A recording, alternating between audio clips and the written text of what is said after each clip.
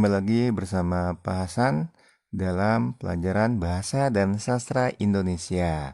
Mudah-mudahan kalian dalam keadaan sehat walafiat dan tetap semangat ya dalam belajar, karena belajar bisa dimanapun, kapanpun, dan bagaimanapun.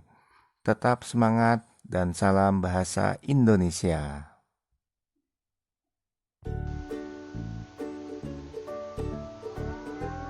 Baik, pada pagi hari ini kita akan membahas lebih dalam lagi mengenai contoh struktur laporan percobaan. Kemarin kita sudah bahas mengenai pengertian, mengenai struktur, dan berikut contohnya. Sekarang kita akan lebih perdalam lagi mengenai contoh struktur laporan percobaan. Mari kita bahas bersama-sama. Yang pertama, perhatikan, membuat kayu bekas bisa menjadi kotak pensil. Yang termasuk apa? Ayo. Ini termasuk judul. Ya, ini termasuk judul.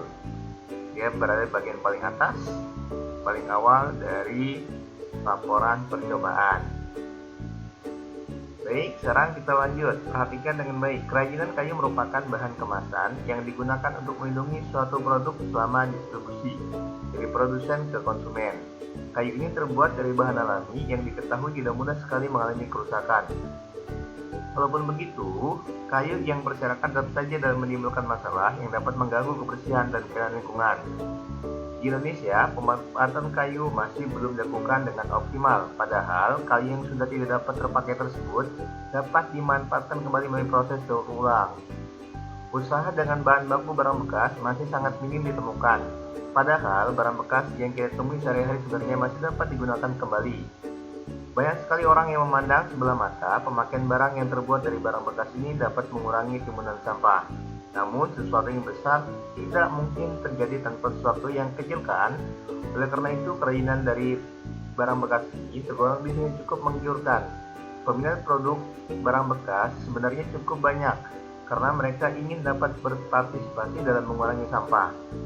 Bisnis kerajinan dari bahan bekas ini tidak perlu modal besar, karena hanya membutuhkan barang bekas sebagai bahan serta kreativitas yang tinggi. Usaha kesenian dari bahan bekas ini merupakan kategori dalam menjual keahlian, sehingga yang diperlukan kreativitas untuk merancang kesenian tersebut. Dan itu tidak mudah menjadi pengusaha produk ini, karena harus dapat membaca situasi lingkungan eksternal. Hal ini adalah kunci pokok untuk berhasil. Kesenian dari barang bekas digolongkan dalam alternatif mencari penghasilan tambahan dengan membuka usaha sendiri. Tetapi diperlukan pengorbanan waktu, tenaga, dan biaya apabila ternyata sistem yang dibangun gagal. Baik, ini termasuk apa? Ya, tujuan. Ya, ini termasuk tujuan dari percobaan. Kemudian, 1. Beberapa ranting kayu, 2. Lem kayu, 3. Karton bekas, 4. Tisu berbentuk tabung atau balok, 4. triplek, 5. palu, 6. paku kecil. Termasuk ya, bahan dan alat.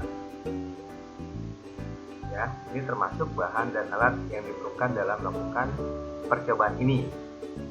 Berikutnya, 1. Potong-potong ranting kayu dengan panjang kurang lebih 10-15 cm. Buatlah potongan kayu dengan banyak. 2. Lem semua permukaan karton bekas tisu. 3. Letakkan potongan kayu di seluruh permukaan tabung karton secara vertikal. Usahakan rapat dan menempel kuat. 4. Buatlah tatakan dari papan kayu sebagai dasar dengan palu. 5. Warnai sesuka hati. Nah, ini termasuk ya, langkah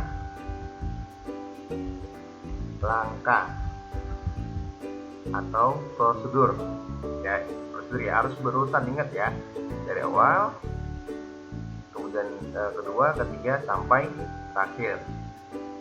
Nah, kemudian dengan melakukan tahapan di atas, alhasil kotak pensil dari kayu selesai dibuat dan bisa digunakan untuk menyimpan pensil, pena, penghapus, dan alat tulis lain agar tidak berantakan. Ini termasuk berarti habis langkah-langkah hasil, ya, hasil percobaan. Ini hasilnya setelah dilakukan langkah-langkah di atas, hasilnya seperti ini, ya. Kemudian kotak pensil ini lebih hemat daripada kotak pensil yang kita beli di toko maupun di pasar.